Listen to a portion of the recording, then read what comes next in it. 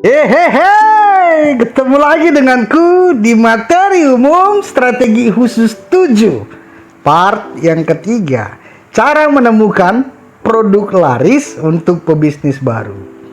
Kita udah sampai di part yang ketiga ya, mulai dari part yang pertama, yang kedua, sampai ini yang ketiga. Video ini udah panjang, 1 jam lebih, nggak termasuk video yang part 3. Kalau sama video yang part 3 ini mungkin hampir 2 jam. Kenapa aku bagi menjadi 3 bagian? Karena aku pengen bener-bener ngasih yang terbaik, pemahaman yang terbaik buat kawan-kawanku semua yang belajar di Funnel Class ini, supaya benar-benar mengetahui produk yang seperti apa yang cocok untuk Anda jual dan kira-kira akan laris ya. Nah, aku berharap sekali kawan-kawan, dengan video yang sudah gitu panjangnya, yang sudah kita buat, yang sudah Anda pelajari, haruslah ada satu, lebih bagus ada 2, ada 3 jenis produk yang bisa kawan-kawan dapatkan, yang sudah mantap pilihannya, udah nggak goyang lagi. Karena udah lama kita bahas, udah banyak yang kita bahas. Kalau nggak jumpa lagi, saya angkat tangan. Nggak akan mungkin kita bisa menjelaskan produk seperti apa lagi yang bisa membantu kawan-kawan greget untuk mau langsung take action ya. Namun kalau sudah menemukan produknya apa, langkah selanjutnya apa bang? Ini produk mau diapain? Kan gitu. Iya dong. Iya. Kalau sudah Anda tahu produknya mau seperti apa, maka langkah selanjutnya itu, iya, ini dia. Anda sudah menentukan siapa target market Anda. Anda sudah menemukan produk mana yang akan Anda jual, udah mantap. Maka langkah yang terakhir, ada 5 yang bisa kawan-kawan lakukan, yaitu ini dia. Yang pertama, Anda riset produk Anda. Yang kedua, list benchmark atau role model. Dan begitu sudah Anda list, lalu tiru model bisnisnya. Yang ketiga, list kompetitor bisnis Anda ya. Yang keempat, atur strategi cuan Anda. Dan yang kelima, take action. Ini gimana pembahasannya yang lebih dalam? Oke, kita langsung bahas satu persatu. Yang pertama, riset produk Anda ya. Apa yang di riset bang? Kembali lagi, karena Anda baru menemukan produknya, kan sudah tahu target marketnya, udah ketemu produknya, maka Anda buat lagi riset. Apa yang di riset? Nih, pain dan gain target market Anda di KP2 ya. KP2, apa painnya, apa gainnya? Kalau yang di KP1, 2, 3 memang itu yang khusus ya, tapi kawan-kawan boleh tiru lah gimana cara menentukan target market, menentukan pain dan gain untuk produk Anda ya. Terus riset false belief mereka seperti yang di KP3 ya. Selanjutnya analisa ulang produk Anda ya, yang di SK6 ya. Kalau ini SK7 yang di video sebelum ini SK6. Oke, jauh lebih baik lagi kalau Anda itu ulang materi dari KP2 sampai KP17. Itu jauh lebih baik. Kalaupun nggak mau ya terserah Anda. Karena sewaktu Anda sudah mengetahui produk apa yang mau dijual, Anda jauh lebih memahami materi kuliah profitnya. Kalau kemarin Anda mengikuti materi kuliah profit KP1 sampai KP17, terus SC1 sampai SC6, SK1 sampai SK7 sampai yang di video ini, lalu Anda bahas tapi belum tahu produk apa yang mau dijual. Sepertinya yang Anda bahas sebelumnya itu kayak sia-sia gitu. Sepertinya sia-sia. Nah, sekarang Anda udah tahu produk apa yang udah mantep pilihannya. Ya kalau boleh ya ulangi lagi KP2, KP3, KP4, KP5, KP6 ya. Anda lakukan lagi tugas-tugas Anda. Sesuaikan lagi dengan materi yang diberikan, isi dengan bisnis yang sudah Anda temukan, produk yang sudah Anda temukan gitu ya.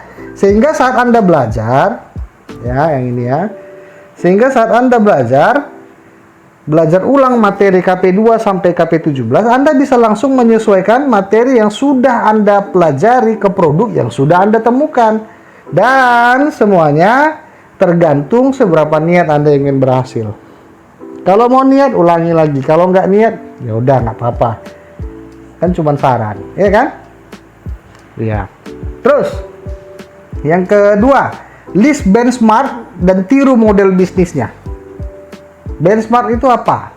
Ya ini ada dua bagian ya, makanya aku berikan tanda ini kawan-kawan supaya kawan-kawan memahami. Ada yang digaris bawahi. Ini kan list benchmark dan tiru model bisnisnya ya. Nah yang digaris bawahi itu yang lagi dibahas di halaman ini. Ya, paham ya? Mana nanti yang digaris bawahi itu yang dibahas dalam halaman ini, oke? Oke. Nah benchmark itu apa? Role model itu apa? Tolak ukur bisnis yang ingin Anda capai. Ya, idola Anda, fans Anda, itulah kira-kira benchmark. Misalnya Anda ingin berbisnis produk skincare. Nah, coba pikirkan kalau misalnya disebut kata skincare, ya, yang terlintas spontan dalam benak Anda itu skincare merek apa? Nah, maka akan muncul beberapa merek terkenal, personal branding yang kuat, dan yang paling jago di bidang skincare yang mungkin Anda tahu. Mungkin muncul di benak Anda skincare merek A, skincare merek B, skincare merek C. Ya, contoh mungkin, oh iya, skincare apa ya? Pond's. Oh, apa ya? Wardah. Misalnya ya. Wardah itu skincare atau enggak ya? Nah, mungkin MS Glow misalnya seperti itu. Dan macam-macam yang lainnya. Nah, tugas Anda list sebanyak mungkin benchmark produk Anda. Produk Anda apa? Entah itu fashion, kuliner. Kalau disebut kata kuliner, misalnya Anda mau bisnis kuliner apa yang muncul di benak Anda? Kalau Anda mau bisnis jasa, misalnya jasa salon apa yang muncul di benak Anda? Kalau Anda mau bisnis jasa sewa alat misalnya, sewa alat apa yang muncul di benak Anda dan bagaimana konsepnya? Anda tiru, Anda list dulu lah, belum tiru. List dulu 1 sampai sebanyak mungkin. Dapat 5, 7 lebih bagus, ya. Lalu setelah Anda sudah list, ya, tiru model bisnisnya. Ini yang udah saya garis bawahi, yang udah masuk ke tiru model bisnis ya. Udah nggak bahas list lagi. List kita udah punya. Baru kita mau tiru. Apa yang mau kita tiru, Bang? Setelah Anda buat list semua benchmark yang terlintas di benak Anda, maka coba tiru model bisnisnya. Apa yang mau kita tiru? Yang pertama yang kita tiru adalah revenue stream-nya. Apa revenue stream? Aliran pendapatan dari bisnis mereka. Ya, contohnya gini. Kira-kira modal mereka didapat dari hasil tabungan atau pinjam. Ya, syukur-syukur kita bisa cari tahu sampai sedetail itu ya. Terus, kira-kira profit mereka itu didapat dari cara menjual atau cara menyewakan. Ya, mereka menjual atau menyewakan. Dan yang ketiga, sistem jual atau sewa mereka itu bayarnya itu pakai cash atau pakai kredit. Kan ada orang jual tapi bisa kredit. Ada yang bisa cash, harus cash, nggak boleh kredit gitu.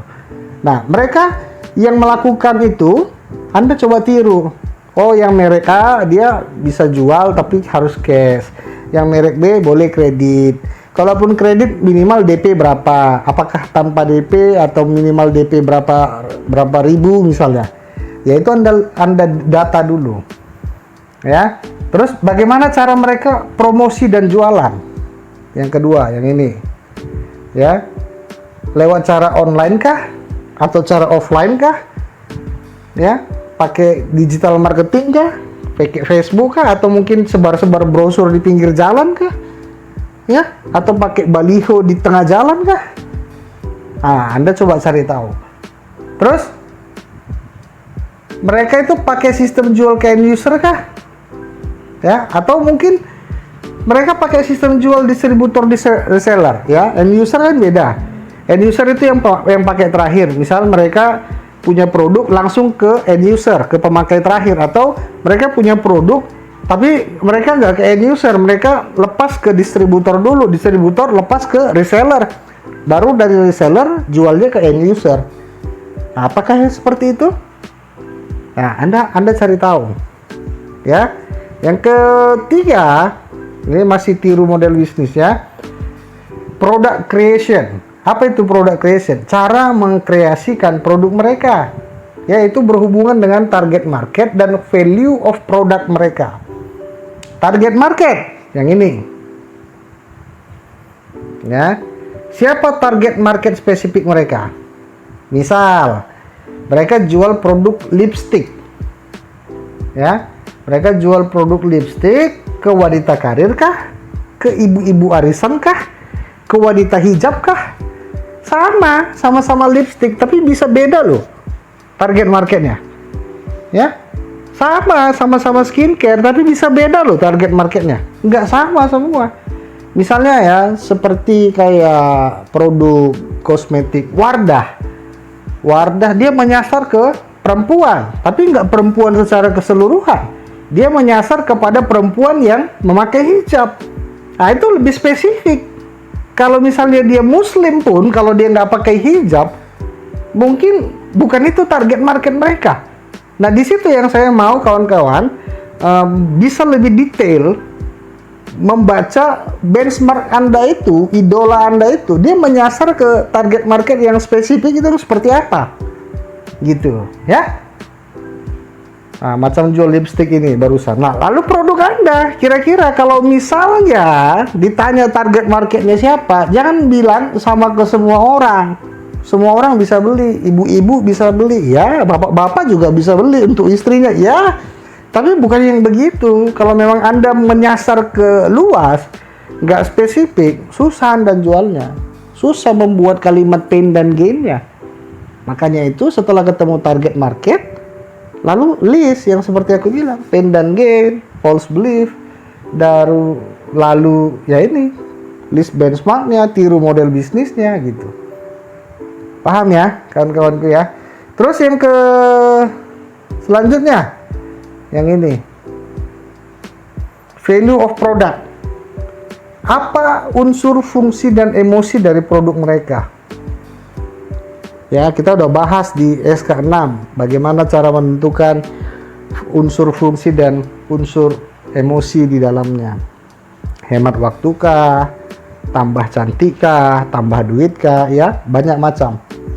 Ya, unsur fungsi dan emosi. Biasanya kalau dibagi 3, ada seperti need kebutuhan, want keinginan, dan solution itu jalan keluar atau solusi. Contoh, Anda mau makan, need kebutuhan, makan untuk kenyang, ya kan?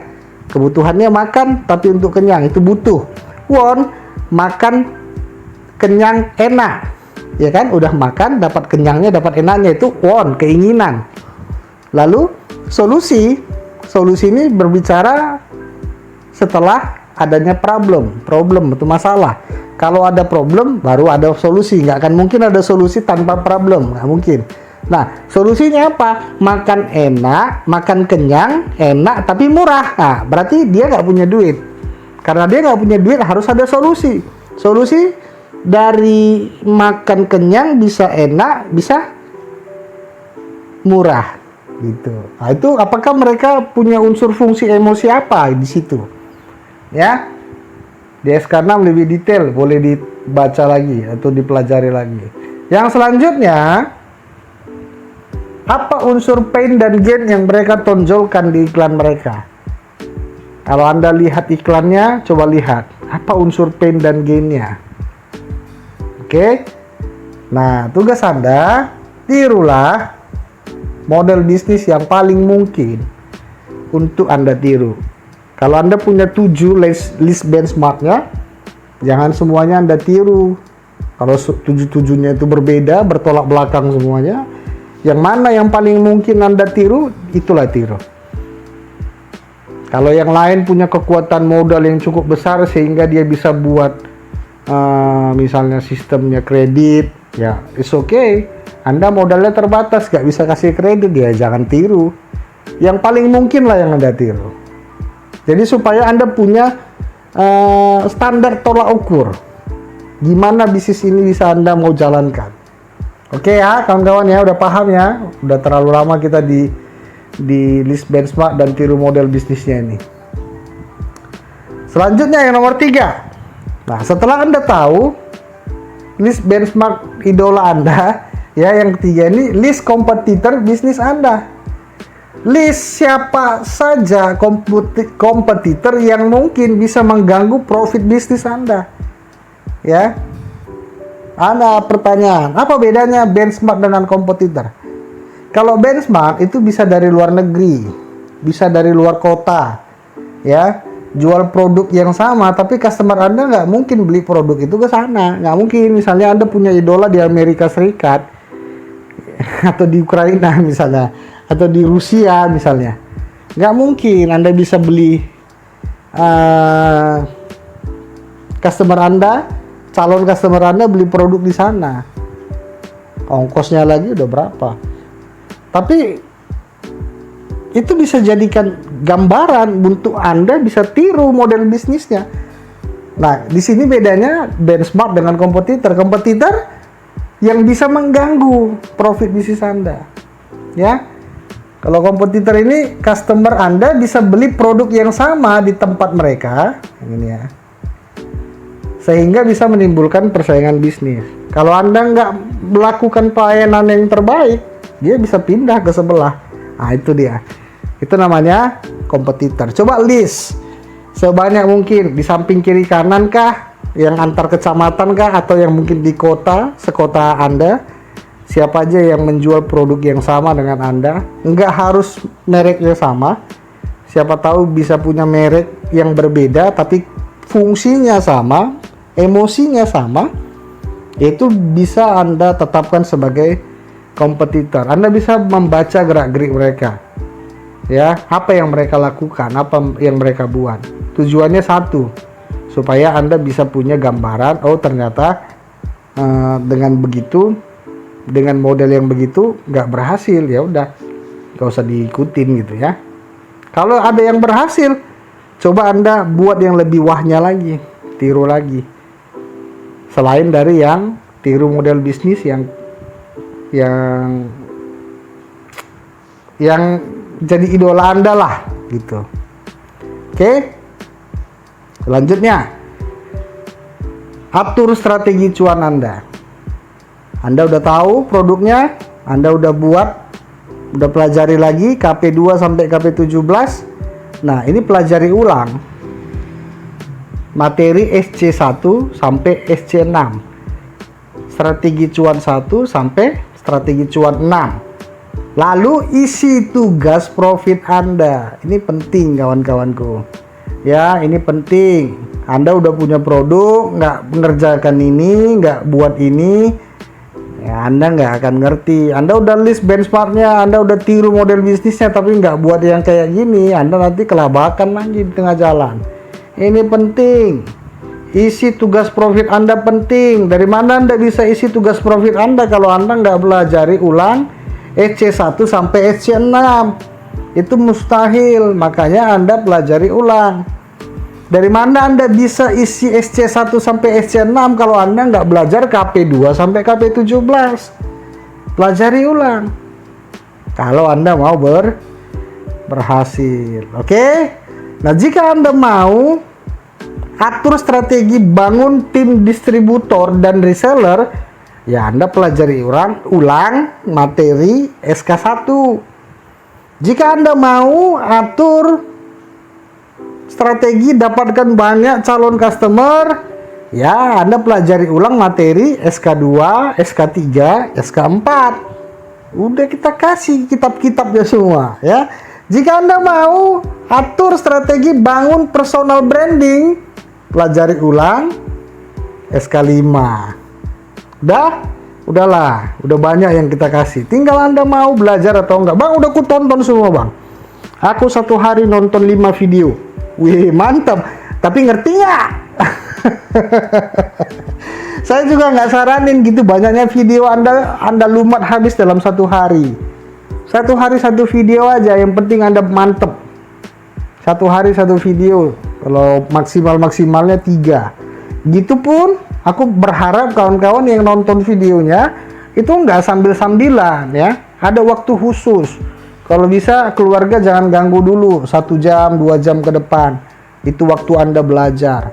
Siapkan cemilan, siapkan kopi, buat senyaman mungkin. Ambil catatan, ambil pulpen, poin-poin demi poin-poin yang penting itu Anda catat. Kalau bisa pakai headset lebih bagus. Kalau misalnya terlalu dengung headsetnya, ya boleh dilepas saja.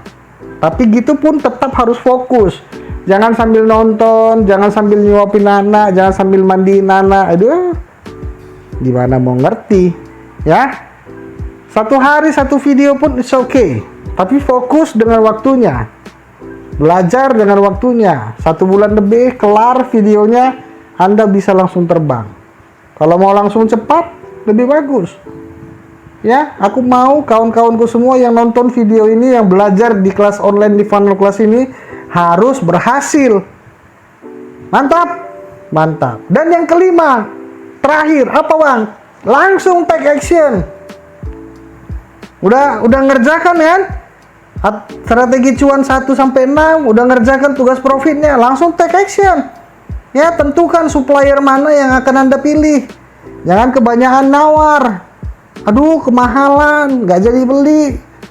Sampai ayam tumbuh gigi pun harganya nggak turun, Anda nggak jadi bisnis gara-gara harga modalnya nggak cocok. Ya, Anda yang berusaha gimana dapat harga modalnya itu bisa Anda beli produknya itu.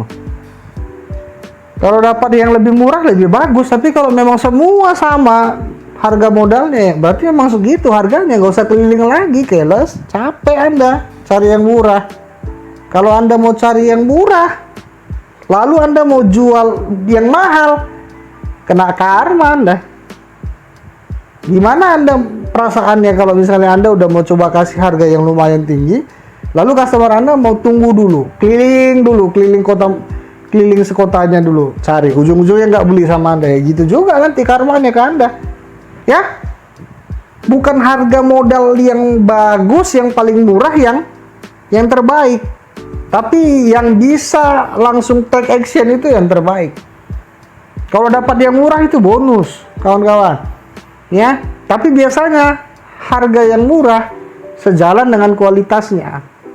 Kalau dia harganya lumayan, Anda mungkin bisa dapat garansi, bisa retur, komplainnya enak gitu. Tapi kalau harga murah, Anda mau komplain pun nggak ditanggepin nanti. Oke.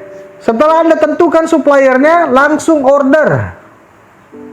Langsung buat produknya kalau Anda mau buat sendiri. Langsung beli bahan-bahan mentahnya, langsung produksi sendiri kalau Anda mau buat sendiri. Yang ketiga, langsung sewa lapak. Ya, kalau Anda mau jualan offline, sewa lapak.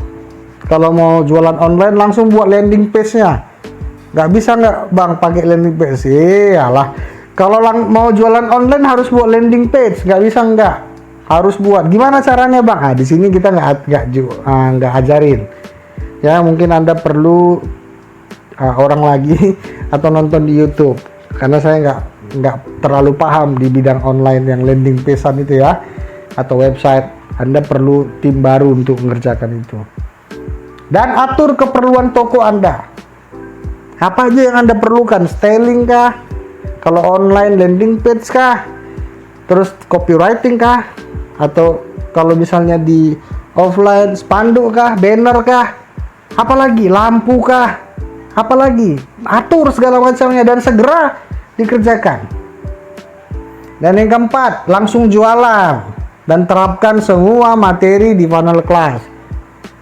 Kenapa? Karena kesuksesan Anda sudah di depan mata. Karena Anda sudah punya ilmunya, tapi semua tergantung seberapa cepat Anda mau kerjakan bagian Anda. Ada orang beli kelas online ini tapi ya begitu udah tahu, oke, aku udah punya ilmunya, tapi nggak langsung take action. Ditunda 1 bulan, ditunda 2 bulan, lama-lama ilmu yang dia pegang itu hilang gitu. Semangatnya kembali, semangat yang berapi-api pun udah hilang. Maka dari itu jangan sampai ditunda-tunda. Udah tahu ilmunya, udah di depan mata peluangnya, ya langsung gas. Jangan rem-rem, gas terus, gaspol. Ya, sudah punya ilmu bisnisnya, sudah siap langsung take action. Jangan lupa strategi yang terakhir. Aduh bang, masih ada lagi, masih ada. Ini yang terakhir, benar-benar yang terakhir. Ya, kita bahas di video yang terakhir, SK8. Oke, materi bisnis yang sudah Anda pelajari. Anda udah tahu kuliah profit 1 sampai 17. Anda udah tahu serangan cuan 1 sampai 6. Ya, cuman lagi nilai. Anda udah tahu membangun tim distributor dan reseller, SK1. Anda udah tahu lempar umpan cantik untuk jualan, SK2. Anda udah tahu kolaborasi bisnis, SK3. Anda udah tahu cara ukur efektivitas umpan cantik dan kolaborasi bisnis, SK4. Anda udah tahu membangun personal brand, SK5. Anda udah tahu menganalisa dan memilih produk untuk dijual, SK6. Anda udah tahu cara menemukan produk laris untuk pebisnis baru, SK7. Ada yang part 1, part 2, part 3. Udah tahu semuanya. Dan ini yang terakhir, kawan-kawanku. Apa itu bang? Marketing langit, SK8. Jangan lewatkan video ini kalau Anda mau benar-benar sukses. Oke? See you next video.